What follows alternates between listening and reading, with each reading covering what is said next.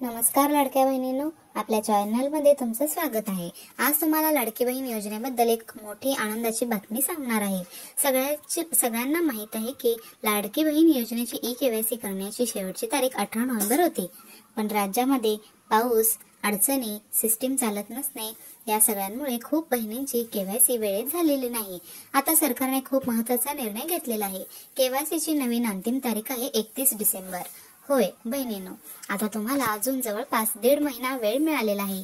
पती किंवा वडील नसलेल्या बहिणीने काय करायचे? जर तुमचे पती नाहीत, वडील नाहीत, तुम्ही विधवा आहात किंवा घटस्फोटित आहात, तर केवायसी करताना काही डॉक्युमेंट्स लागणार आहेत। हे डॉक्युमेंट्स म्हणजे मृत्यू प्रमाणपत्र, घटस्फोटाचे कागदपत्र किंवा न्यायालयाचा आदेश। ही कागदपत्रे तुमच्या जिल्ह्यातील महिला व बाल विकास अधिकाऱ्यांकडे जमा करायची आहेत। वेबसाईटमध्ये बदल येणार। सरकार वेबसाईटवर एक नवीन ऑप्शन आणत आहे, ज्यामध्ये पती वडील नसलेल्यांसाठी वेगळी सुविधा असेल।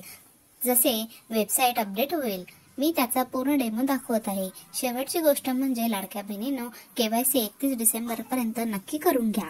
योजनेचा लाभ थांबू नये म्हणून ही खूप